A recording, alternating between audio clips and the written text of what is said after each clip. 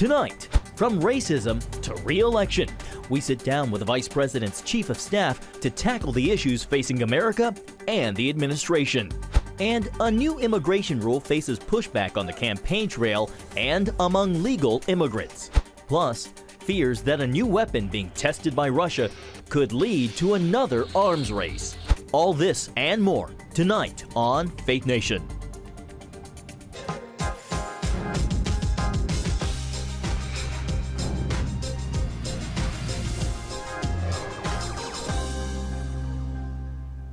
Could a recession hurt the president's re-election campaign? Welcome to Faith Nation. I'm John Jessup. And I'm Jenna Browder. Well, President Trump has long said it's time the U.S. stand up to China. But could a trade war between the two countries cost him his healthy economy? Amber Strong reports on the growing warnings of recession. If it truly is the economy, stupid, then the president and the Trump administration would say they're winning big time. Our economic policy can be summed up in three very beautiful and simple words: jobs, jobs, jobs. The unemployment rate is at its lowest in 50 years, and stocks are in the midst of one of the longest bull markets in history. Although things may look good for now, many Wall Street analysts are concerned about the warning signs ahead. Economists at Morgan Stanley and Bank of America warn of a possible recession, with fears of the president's back and forth with China as one of their top concerns. The president and his administration possibly calming those fears Tuesday, delaying plans for a 10% tariff on billions of dollars in Chinese goods on things like cell phones and laptops just ahead of the busy Christmas shopping season. We had a very good talk yesterday with China, a very, very productive call. I was not sure whether or not they wanted to wait till a Democrat has a chance to get in. Hopefully that's not going to happen. Speaking of the election, while a majority of Americans approve of the president's overall handling of the economy, his average approval rating still sits below 50%, making the economy a potential make or break ahead of 2020. Amber Strong, CBN News, Washington. And thank you, Amber. Joining us now is Mark Short, Chief of Staff for Vice President Mike Pence. Mark, thank you for being with us. We know your schedule's really busy. John, thanks for having me today. Well, let's start off with the economy and election 2020. Some analysts are predicting a recession next year. I know it seems to be even a concern for the White House announcing today that it's holding off on more Chinese tariffs at least through December. Well, I think that if you look at the economy, what I see is the reality that we have record low unemployment for African Americans, record low unemployment for Hispanic Americans, 3.7%. It's been below 4% for over a year now. Over 600,000 new jobs created in manufacturing alone. It's been a pretty dynamic economy under Donald Trump, from both the regulatory impact as well as tax relief that we've provided. On the trade front, the reality is that we don't see a recession. We do think that for decades, presidents and Republicans and Democrats alike have assumed if we trade with China, then you'll see other freedom reforms that happen. The reality is that it remains a communist regime that continues to persecute Christians. It's a communist regime that continues to steal intellectual property, that doesn't honor its trade deals. And this administration has decided it's about time that somebody stood up and began to change the dynamic. We believe that that the economy is strong. We believe it's going to remain strong. So we're not anticipating a recession. Mark, on the campaign trail, Democrats, they're focusing a lot of their attention on President Trump. Julian Castro, he is out with this new ad. It's pretty scathing. We want to play that for you, and then we'll get your reaction. Let's go ahead and roll that. President Trump, you referred to countries as shitholes. You urged American congresswomen to go back to where they came from. You called immigrants rapists. As we saw in El Paso, Americans were killed because you stoked the fire of racists. Innocent people were shot down because they looked different from you. Because they look like me. They look like my family. Words have consequences. Ya basta. I'm Julian Castro, and I approve this message. The president, he did say these things. So does Castro have a point here? Jen, I'm not quite sure that Castro is even going to make the stage in the future debates, but I think the reality is that Donald Trump has embraced Americans of all races, of all colors. They serve throughout our administration. I think, as we've just discussed, economically, his policies have benefited all Americans. And so we understand that there's going to be a lot of heated rhetoric in this campaign season, but we're not paying too much attention to Julian Castro. This week, a West Virginia senator sent the president a letter asking the president to clean up his language. The president had used the Lord's name in vain at one of his campaign rallies. Mark, you're obviously very close to the vice president. What does he think when he hears the president talking like this? Well, I think it's certainly unfortunate anytime the Lord's name is used in vain, and I don't think you'll be hearing that again in future rallies. But, I'm also going to be respectful of the vice president's private conversations with the president and what he encourages, said or not said at rallies. I do think that, this president has energized a large number of Americans. And I think the reality is that there's so many Christians support the administration because of decisions that this administration has taken to defend life, for decisions this administration has taken to honor religious freedom. And I think that his support among the evangelical community is strong. It doesn't excuse taking the Lord's name in vain. We take that seriously, and hopefully it doesn't happen again. Mark, speaking of evangelicals, they put a huge spotlight on persecuted Christians, and I know it's a big concern for Vice President Mike Pence. President Trump, shortly after his inauguration, pledged to give persecuted Christians top priority, yet we're admitting fewer refugees than before, and some critics say that the so-called third country rule could leave persecuted minorities in danger. What's changed? Oh, I don't know anything has changed, John. I think, in fact, this administration has continued to stand up, and in particular, we talk about the Uyghurs in China, and the vice president has continued to make that a priority. There's been the vice president as well has made this a priority in the conversations with Burma, and I think that even as well across the continent of Africa, the vice president has engaged world leaders to make sure that their religious freedom is honored, and that particularly those of Christian faith are not persecuted.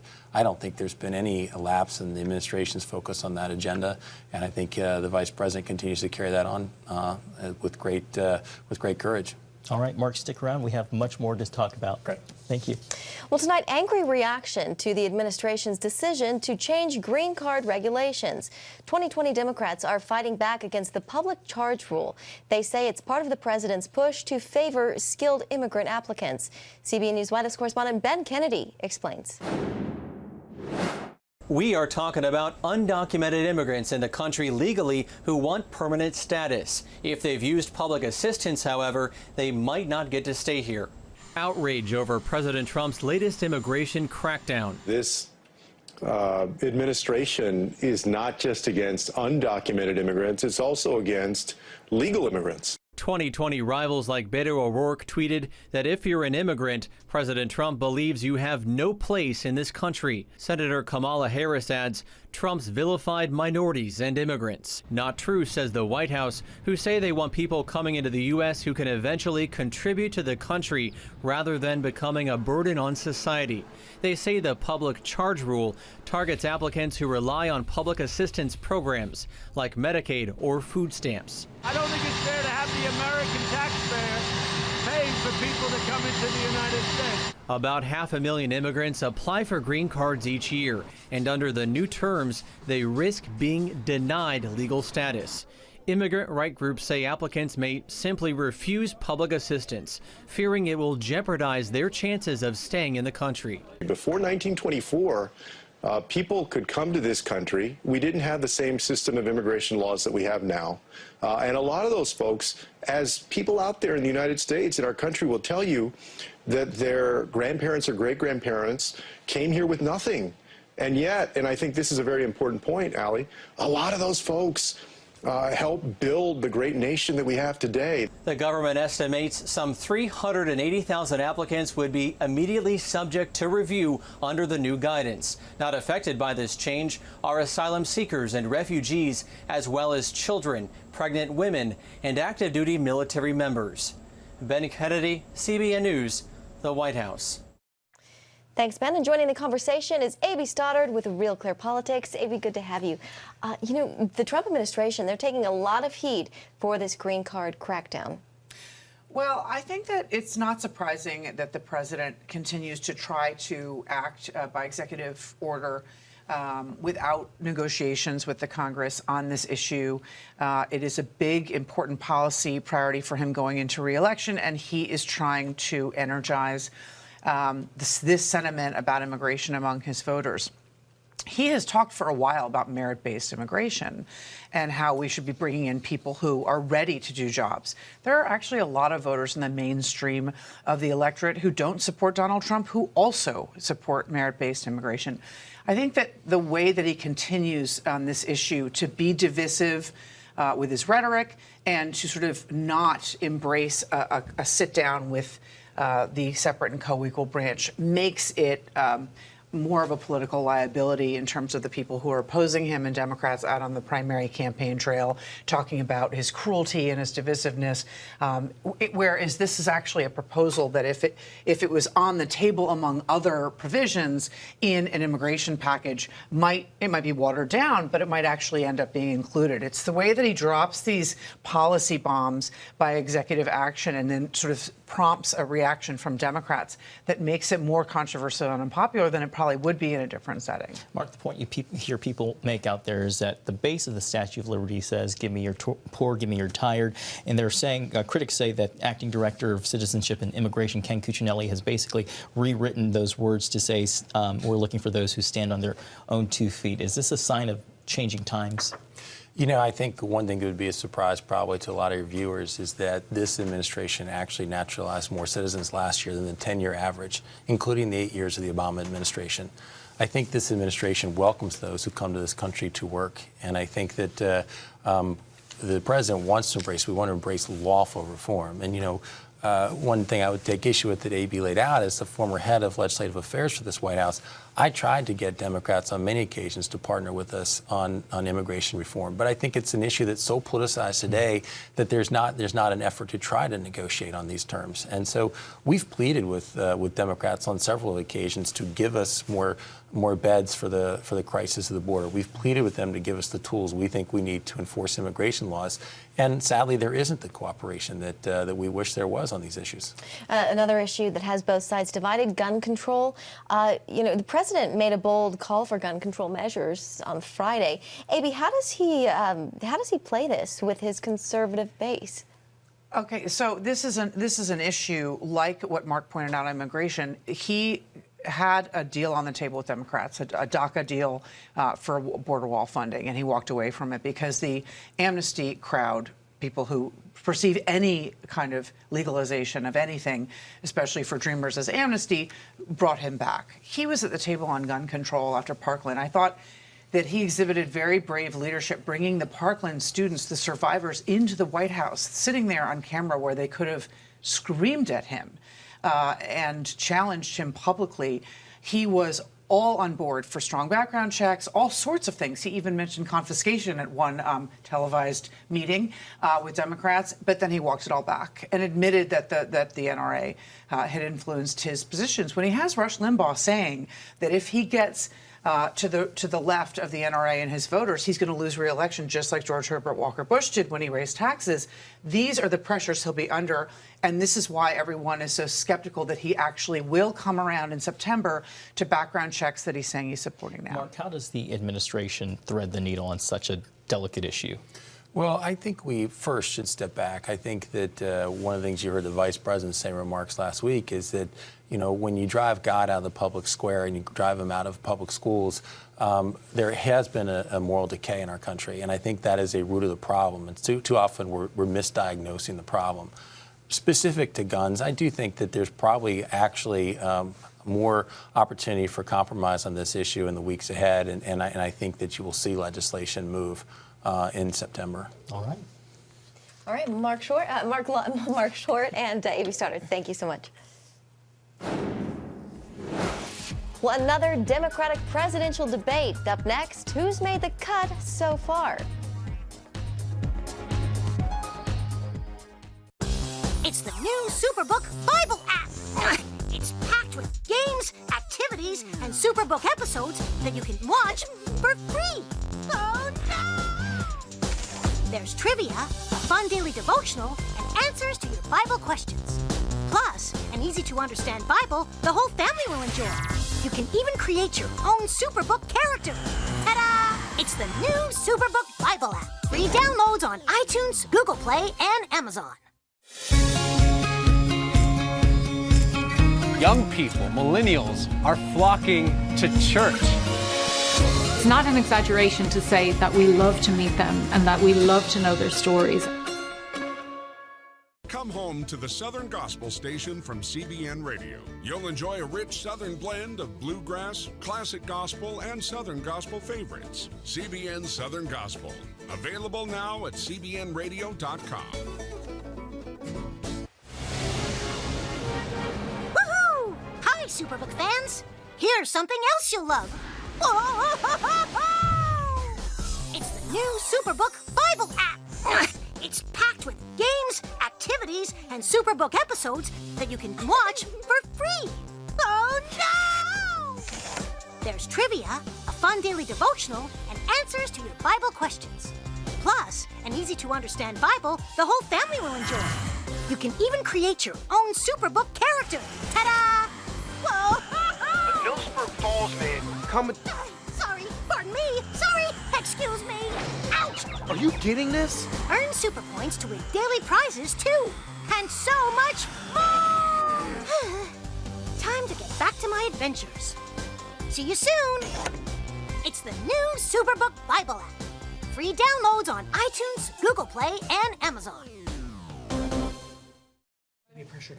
The clock is ticking for 2020 candidates to qualify for the next Democratic debate.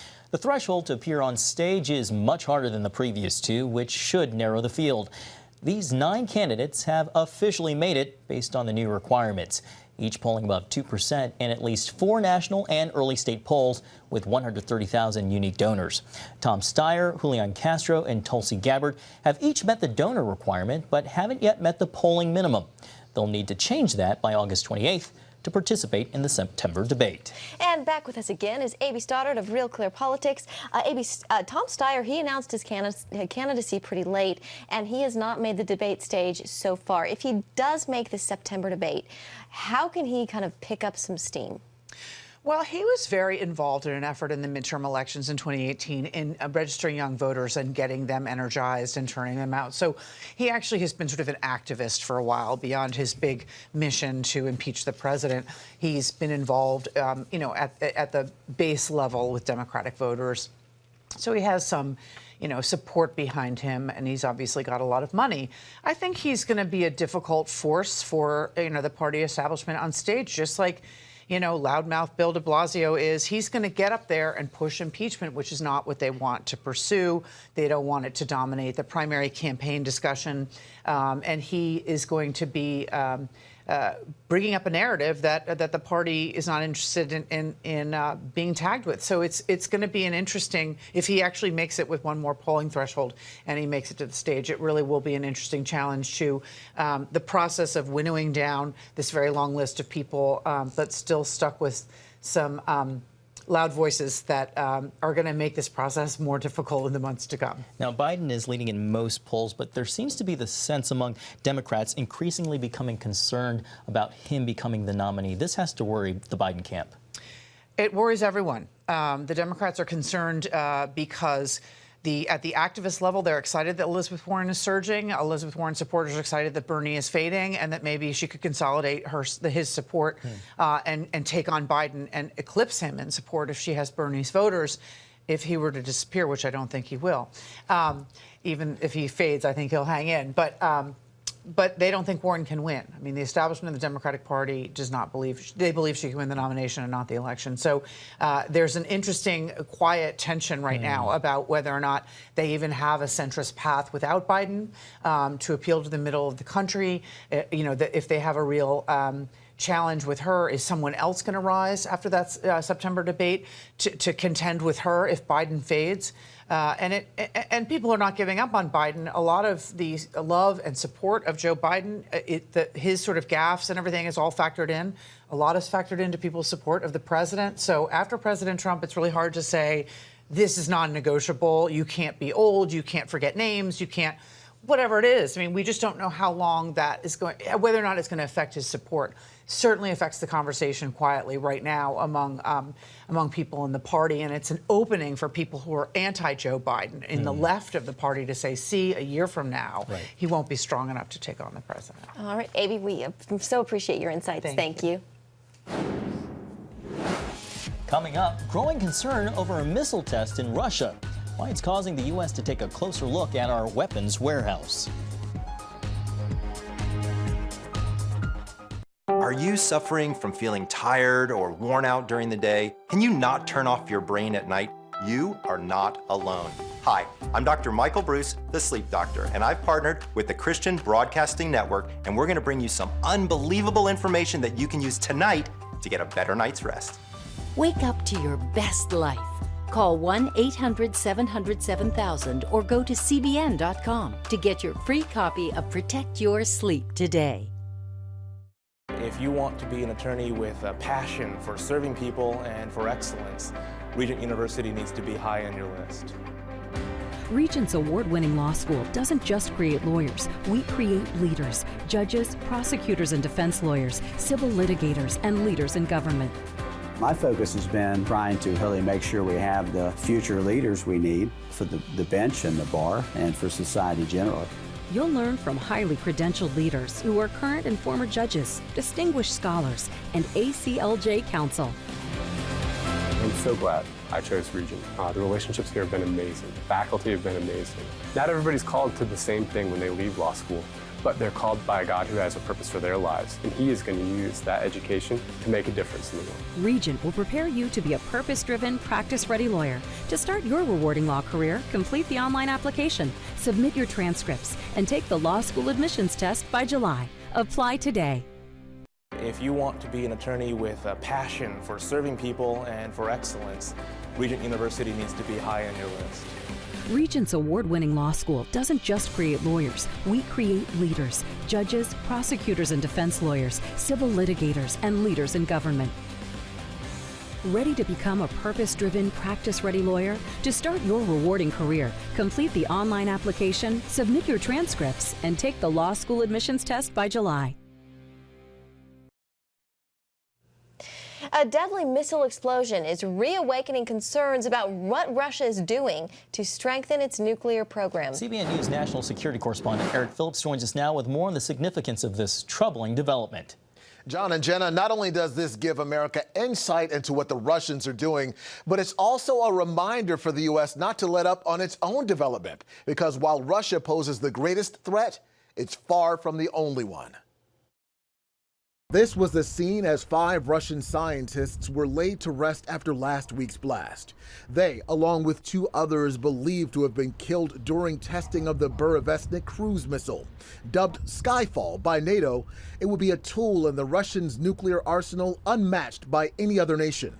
Putin himself calling it a vengeance weapon that would fly lower, faster, and farther than any other. The danger that I see is that having for essentially 25, even maybe 30 years, neglected our nuclear deterrent.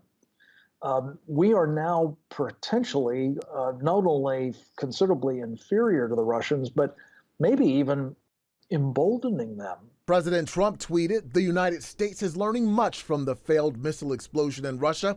We have similar, though more advanced, technology." But is U.S. technology in this area really better than the Russians? Gaffney doesn't think so. I fear that the president may have been sold a bill of goods here, that some of the work that we have in prospect to modernize our arsenal will be comparable, I'm sure, to that of the Russians, but it isn't in place now, and an awful lot of what they have is. The U.S. has now pulled out of the decades-old INF Treaty, and the Pentagon and NATO are trying to quickly develop systems that could fend off a Russian attack. And while Russia may be the biggest threat, former diplomat and Defense Department official Eric Edelman says it's clear they're not the only threat. Both Russia and China are investing in new nuclear weapons and new delivery platforms. There's also North Korea, the president so far unsuccessful in convincing dictator Kim Jong-un to shed nuclear weaponry. And Iran, which is busy enriching its uranium, priming it for development of nuclear weapons, a source of much contention between Tehran and the White House. Experts agree that the chances of nuclear war are slim, but with everyone seemingly ramping up, it's not out of the question. Experts are skeptical that Russia will ever work out all of the bugs where the so-called Skyfall or doomsday weapon is concerned, and if it does, at what cost? The Kremlin has still not confirmed that the explosion was the result of testing the cruise missile, only saying in a statement that it, quote, accidents happen. John and Jenna. New hope in the fight against Ebola. That story next.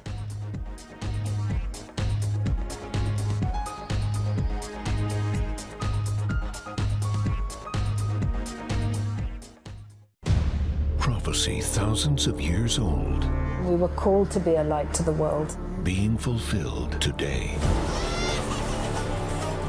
Discover how. Get to life. Call 1-800-700-7000. We consider it our duty to reach out and help others around the world. For a gift of $10 or more, you can own the acclaimed CBN documentary To Life. Just call 1-800-700-7000 or log on to cbn.com.